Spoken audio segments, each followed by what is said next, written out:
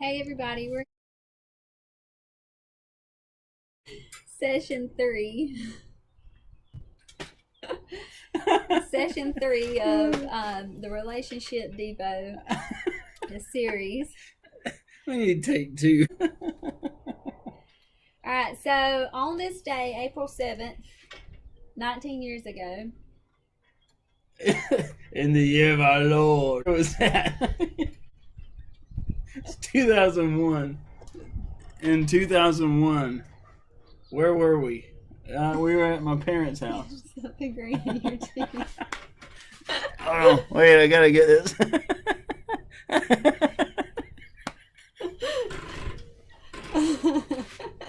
April 7th, 19 years ago. Yeah, you keep going. I'm gonna get this out of my teeth.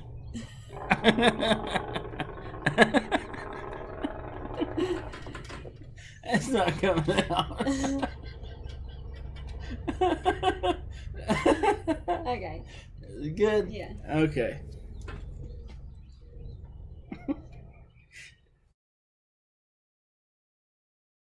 In 2001, Tisha and I had we had already met and gotten to the place where we were really interested in each other.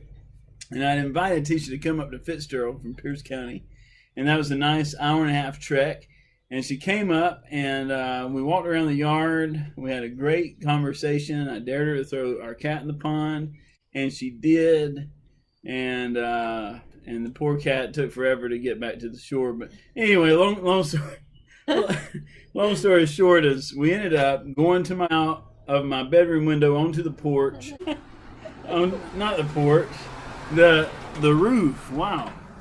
And anyway, the roof overlooked the pond, and so it was a really nice romantic setting.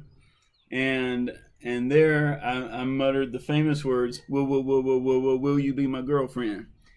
And Tisha said yes. And she regretted that for a long time, but eventually she fell in love, and I asked her to marry me, and we got married. So, is that about right? Yeah. So you really did regret it. Okay.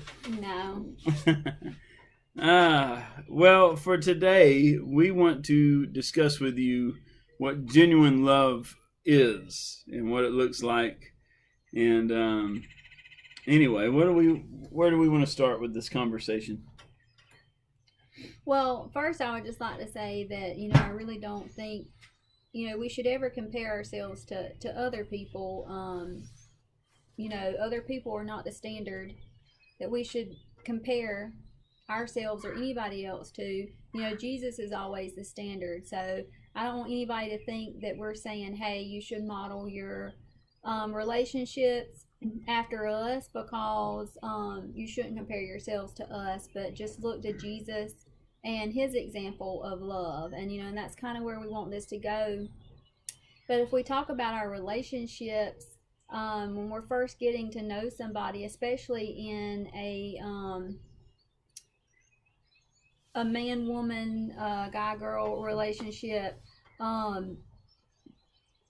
you have that physical attraction. You may not have what you would consider that feeling of love yet.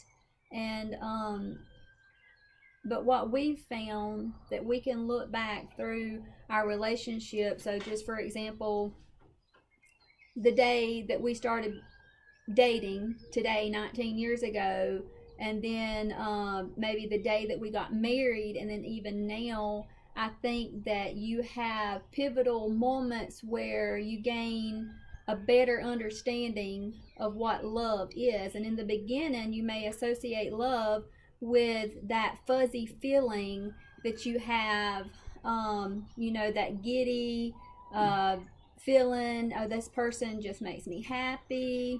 Whereas later on in your relationship, you may see that fuzzy feeling that you thought was love was not really what we define as genuine love. That's good. So, love comes in stages, and we've heard throughout the years, and I've even preached on the different types of love. And I'm not really going to go through the different Greek forms where you talk about eros and philia and agape and all that, but we want to think about just in terms of when you first start to feel that in love feeling. Believe it or not, that's really superficial. It's surface level love, and that's tough because most people want that to be the kind of love that they have and that they experience. So people really like that in love feeling, the butterflies, as Tisha said, the warm fuzzies. Everybody likes that, and I like that. I like to feel the warm fuzzies, but at the end of the day, that's only superficial. It's surface level, and usually that's based completely off of fulfilling your own desires too. And so you're not so much worried about loving the other person well, so much as you are really concerned about that person completing you and making you feel better and making you feel complete. And so you can hear me saying that over and over. It makes me feel good, makes me feel complete, and so people like that kind of love because it's fulfilling in that way, and we think that other people are somehow supposed to complete us, and there's a lot that we need to be really careful with when we start having that mindset. Yeah. And and I've heard it many times when people are going through a rough time in their marriages, or they're looking at getting a divorce. One of the biggest things you hear is, "I'm not happy anymore." Mm-hmm. Being in love doesn't mean that you're always going to be happy. Doesn't mean that the other person's always going to bring you joy. And one thing I think a huge time in our relationship and our marriage is when we realize that love is a choice. Love is not that warm fuzzy feeling. That's not all your relationship should be based on, but love is a choice. So when we're talking about genuine love, that's that sacrificial, unconditional love. What do you think an example would be of genuine love, and compare that to superficial love? Let's put an actual example out there. Well, when we talk about genuine love, that sacrificial love, I think about in our vows, in sickness and in health. When you have a helpmate who is chronically sick and you choose to stay by their side, even though they cannot fulfill some of your longings, you make that choice to love them, that sacrificial choice to love them, even though there's not much they can offer back to you. And so would you say then that the superficial love, is it just the exact opposite of that, whereas as soon as the person can no longer fulfill your desires, that you just leave them? Mm-hmm. Okay. I also think about, a good example of superficial love, though, would be in those early stages, and you're looking for that person to fulfill your needs, but there are those times, those moments where you do things that are special or romantic or whatever for the other person, maybe for the wrong motivations, but you do that nonetheless, and those are sweet moments, and so the gift giving and the romance parts of it. And so those are good things to have. And we're not saying that those are bad and that you shouldn't have them.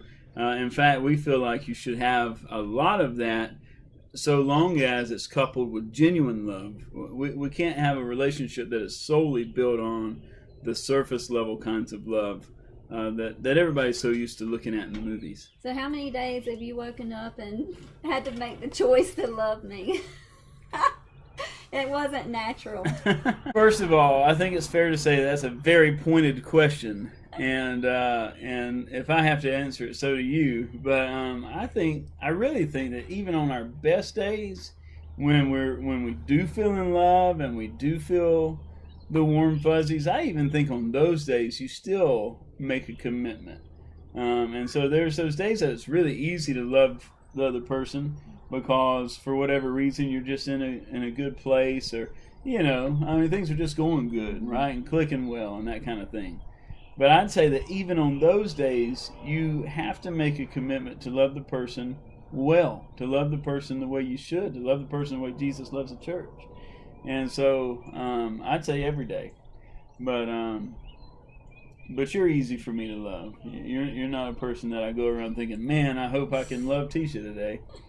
So, what about you? How many days do you have to choose? I think there are definitely days that, I've not necessarily woken up, but maybe midday. Wow. Had to make the choice. But, it's like that saying that you've seen. It says, I love you, but I don't like you a whole lot right now. Or something like that. Man. But, no. Sacrificial love, genuine love, is loving people when they're unlovable.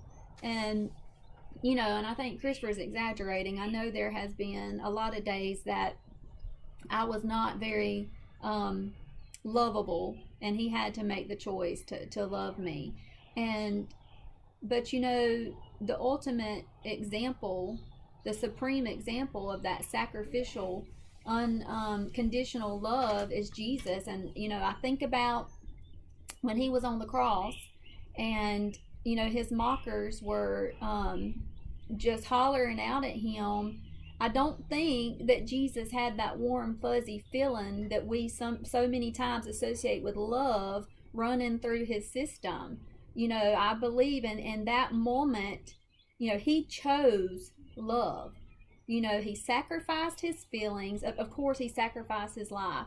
But, he put aside his feelings, and he made that choice to love us unconditionally. Mm. Yeah. I don't think you should have just stopped talking there, because you had me all like choking up on the inside and wasn't quite able to just talk into that. But yeah, it's interesting to see Jesus' choice over and over, again and again. Again, Jesus would choose love. I love the way you said that. He would choose love instead of justice.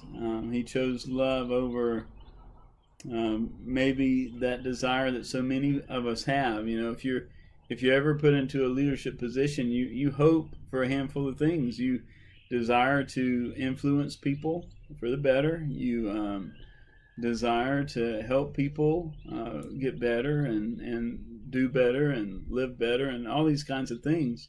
That's normal parts of leadership. And sometimes you feel like, if you're not making an impact, then it's obvious. And I'm sure that Jesus, the flesh side of Jesus, would have felt some of that of, here it is, I'm trying to do so much for these people, and look at what they're doing. And so it's certainly on the flesh side, Jesus had to make the choice of, I forgive them. Father, forgive them. Mm-hmm. And he chose love over justice. It's good. Yeah. So, not just in our marriages, but in our relationships with our family, with our friends, we have to make that choice to love those unlovable people. Yeah. And just remember that we're all unlovable at times. So I don't know how much Tisha's going to edit off of this video, and how much of our early video shenanigans she'll keep in here or whatever. But we were having a lot of fun there at the beginning of the video, and that's exactly what I feel like you'll see in a person's life with genuine love is it's okay to be who you are with that person, and it's okay for them to be who they are too. And we encourage you guys to continue to experience that kind of love. Choose it, even when it's difficult. Choose it, because it's worth it. You'll never enjoy the kind of relationship, even with friends, that you could if you would just choose genuine love. And I just want to add before we get off, scripture-wise, women, we are told to respect our husbands, and men, you're told to love your wives as Christ loves the church. Yeah, absolutely. Good. And that's the foundation. We want to come back to the Bible, not just what we feel. Right. So, hey, men, love your wives. Women, love your husbands. We love you guys. God bless.